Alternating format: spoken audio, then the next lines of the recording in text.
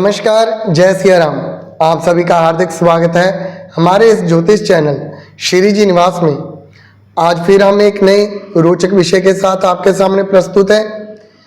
जो लोग इस ज्योतिष के विषय में रुचि रखते हैं उनके लिए ये वीडियो बहुत ही लाभदायक साबित होने वाली है, क्योंकि हम इस वीडियो के माध्यम से आज एक ऐसे योग के बारे में बात करने वाले हैं जो कि किसी भी व्यक्ति के अगर कुंडली में बना हुआ है तो उसके पूरे जीवन में एक शनि की साढ़े साथी जैसा प्रभाव देता है।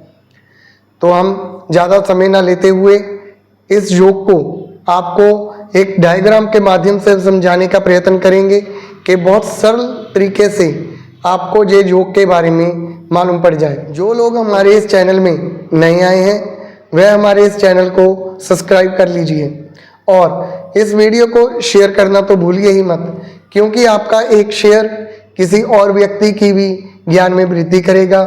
हो सकता है कि इस वीडियो के माध्यम से वह अपनी कुंडली को देख सके और जो हम दोष के बारे में इस वीडियो में बात करने वाले हैं वह उसका कोई सरल तरीके से उपाय कर सके। तो इस वीडियो को लाइक करना तो भूलिए ही मत। और एक बात, अगर आपकी कुंडली में किसी भी प्रकार का कोई भी दोष है तो आप हमारे इस ज्योतिष केंद्र में व्हाट्सएप के जरिए या मोबाइल के जरिए कांटेक्ट कर सकते हैं। हमारा मोबाइल नंबर है 9464687834। आप हमें इस नंबर के ऊपर व्हाट्सएप कर सकते हैं तो आपको रिप्लाई मिल जाएगा। आप अपनी संपूर्ण कुंडली का हमसे विश्लेषण करवा सकते हैं। किसी भी प्रकार के रत्न और रुद्राक्ष की आपको अगर ज़रूरत है वो भी हम आपको प्रोवाइड करवा देंगे। तो चलते हैं हम डायग्राम की तरफ, ज़्यादा समय ना लेते हुए। तो हम इस वीडियो में जिस दोष के बारे में बात करने वाले हैं उस दोष का नाम है विष दोष।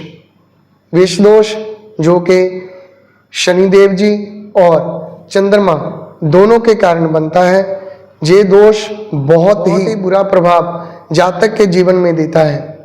तो हम देखते हैं कि ये योग आपकी कुंडली में कैसे बनता है। और एक बात, इस वीडियो के आखिर में ये भी चीज़ बताएंगे कि जो ये वाला योग है जिसे हम विष योग बोलते हैं, ये एक गुप्त तरीके से भी आपकी कुंडली में बनता है।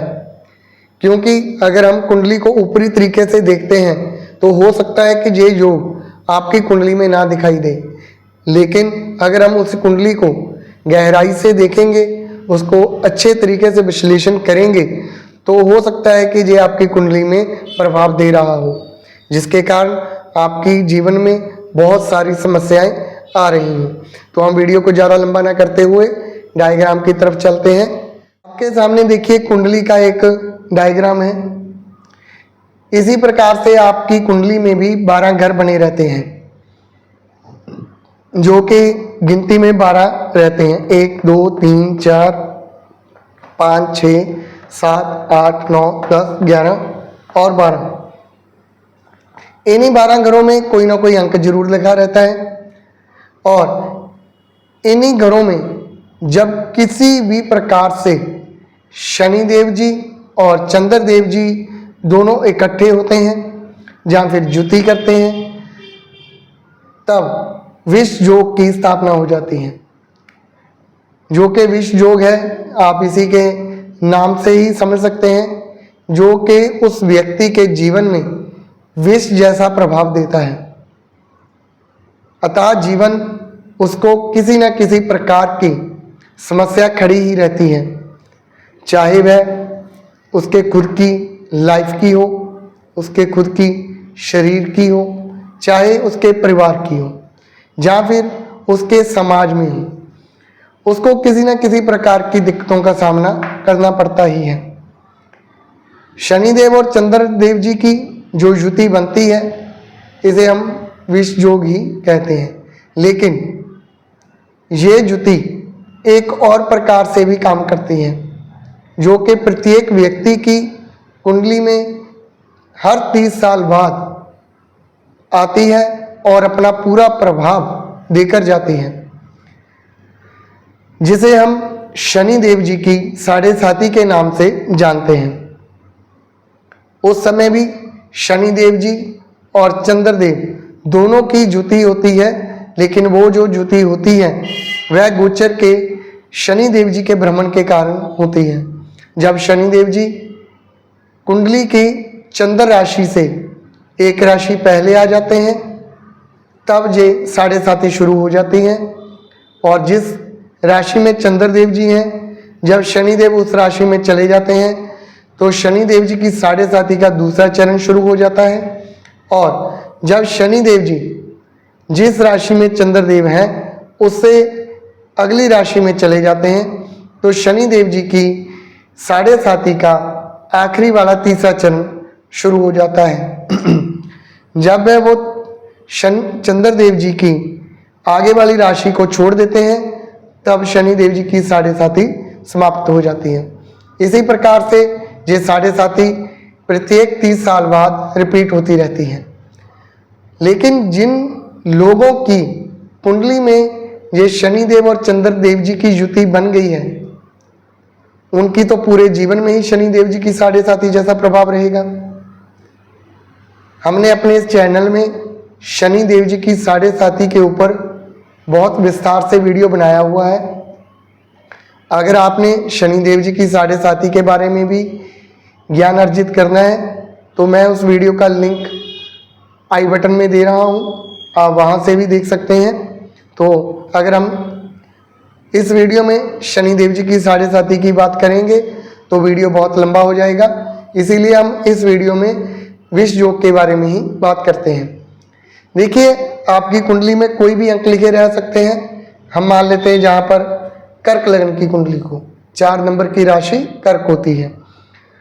फिर उसके बाद कर्म वाइज 5, 6, 7, 8, 9, 10, 11, 12, 1, 2 और 3 इस प्रकार से आपकी कुंडली में ये अंक लिखे रहते हैं। जो ये अंक लिखे रहते हैं ये घरों की गिनती नहीं होती है। जो घर हमने पहले गिने थे वह फिक्स होते हैं। अगर ये पहला घर है तो पहला है, ये दूसरा है तो दूसरा है। लेकिन इसमें जो गिनती लिखी रहती है इस घर में इस राशि का अंक है। जैसे कि 4 नंबर है ये कर्क है, 5 नंबर सिंह है।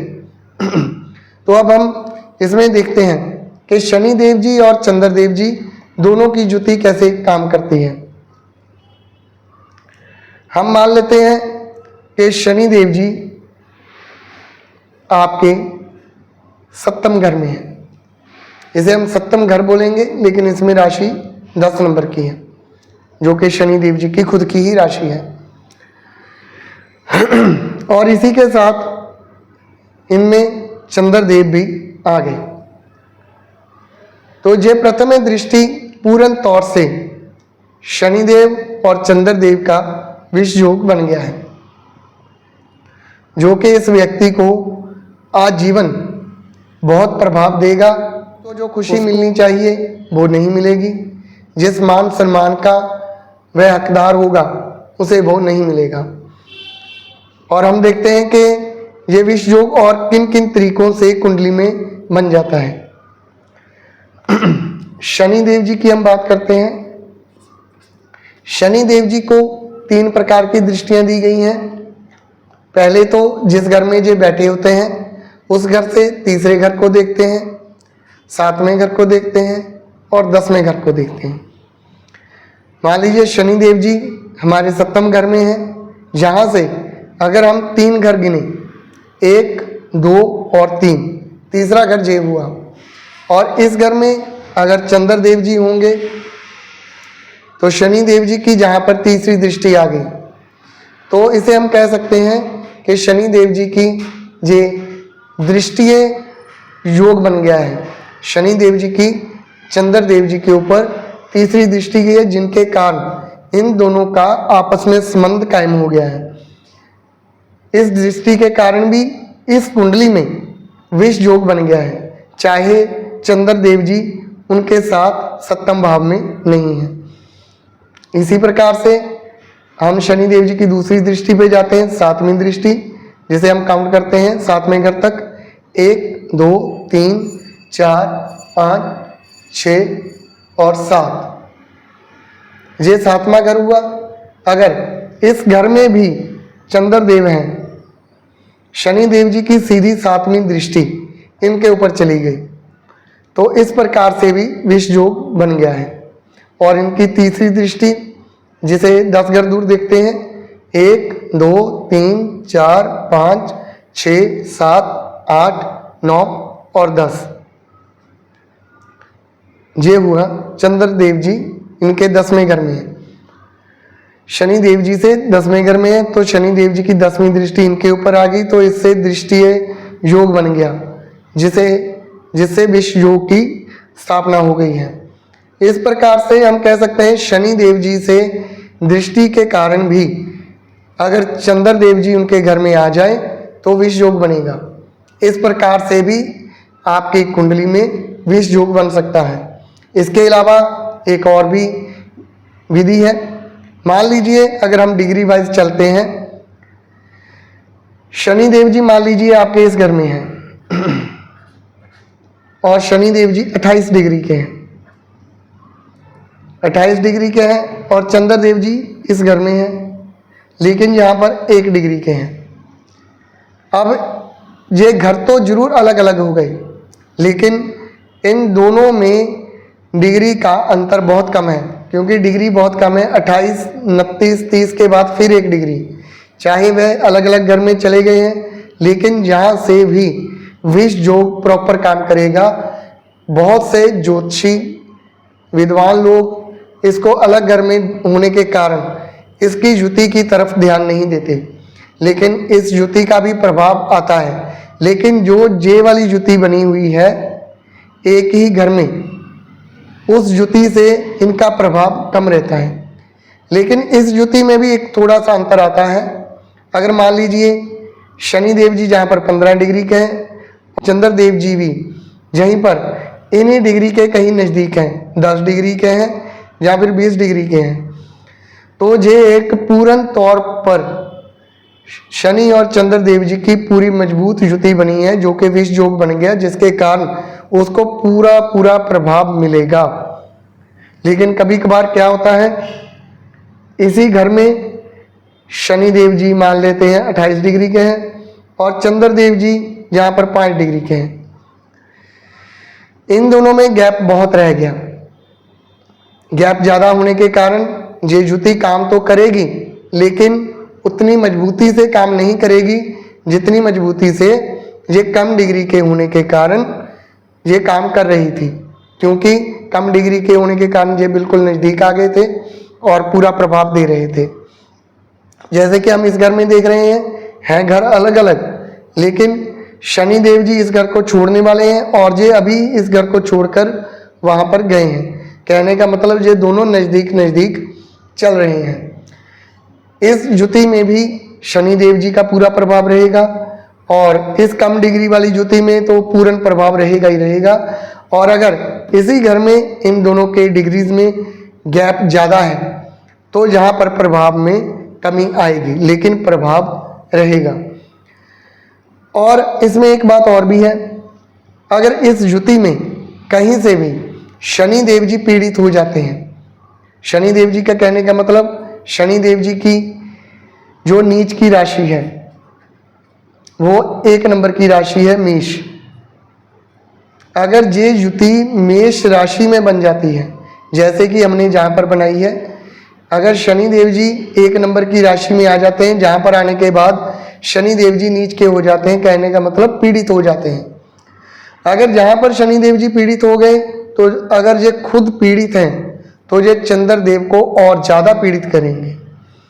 अगर जहाँ पर ही इनके साथ शनि चंद्रदेव आ गए और इनकी डिग्री में भी बहुत कम अंतर है, तो मान लीजिए उस व्यक्ति का पूरा जीवन पूरी तरह से प्रभावित है। वो दर बदर की ठोकरें खाता रहेगा, उसके जीवन में कुछ भी ज़्यादा अच्छा होने वाला नहीं है।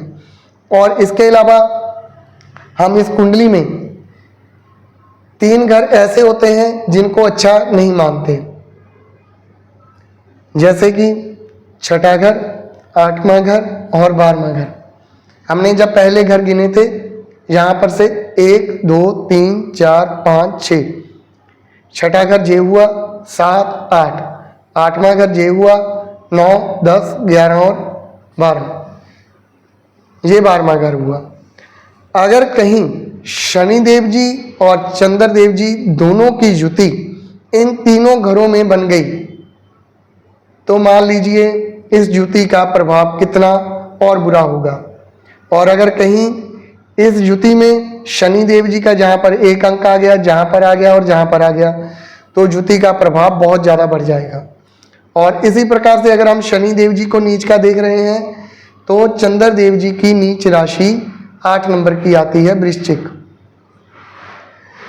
अगर इसी प्रकार से शनिदेव जी और चंद्रदेव जी, मान लीजिए ये 8 नंबर की राशि है, यहाँ पर शनिदेव जी और चंद्रदेव जी दोनों की, शनिदेव जी और चंद्रदेव जी अगर 8 नंबर के अंक के ऊपर भी आ जाते हैं तो चंद्रदेव जी तो बहुत ज़्यादा पीड़ित हो गए, क्योंकि शनिदेव जी ने चंद्रदेव जी को ही पीड़ित करना है और चंद्रदेव जी 8 नंबर के ऊपर आकर नीच के हो जाते हैं, जिसके कारण इस युति का प्रभाव कई गुना ज़्यादा बढ़ जाएगा।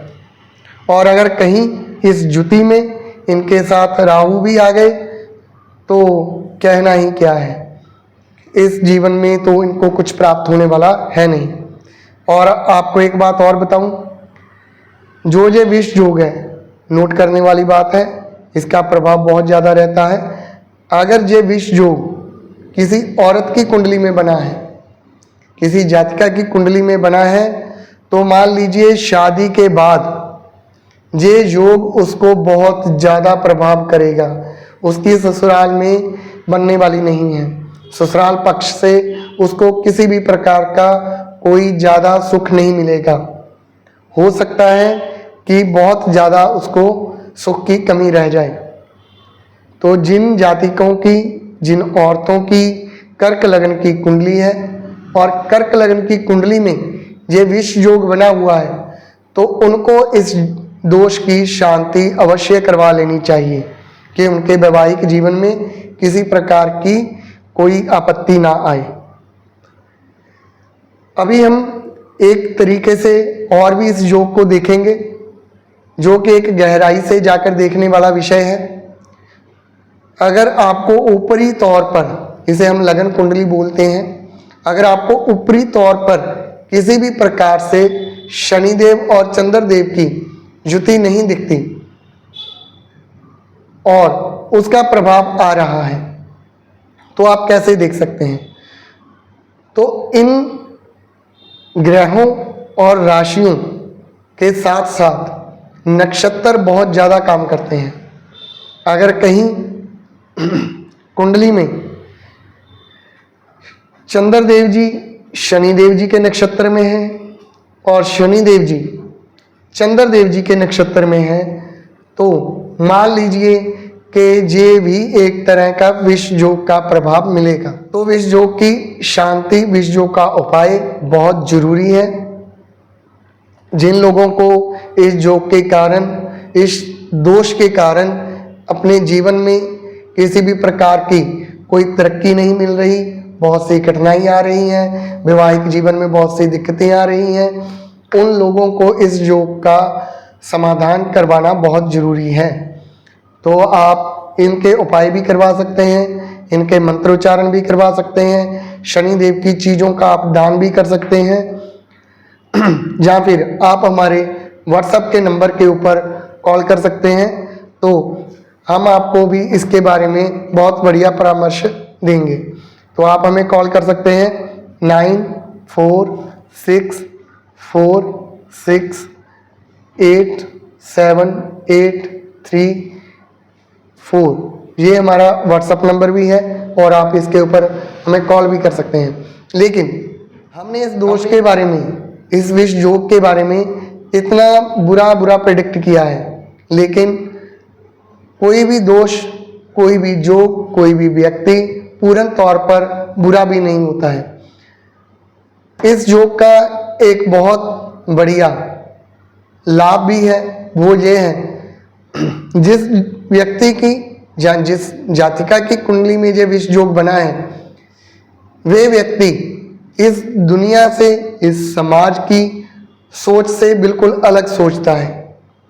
वो कुछ ऐसा इन्वेंशन कर देता है जिसके बारे में लोग कभी सोच भी नहीं सकते। कह सकते हैं कि वे एक तरह का खोजी बंदा बन सकता है, साइंटिस्ट बन सकता है, कि उसकी खोज को सारी दुनिया देखकर आश्चर्यचकित रह जाएगी। तो अगर आपकी कुंडली में भी कहीं इस प्रकार का कोई दोष बना हुआ है तो कृपया आप उस दोष का निवारण करवाएं।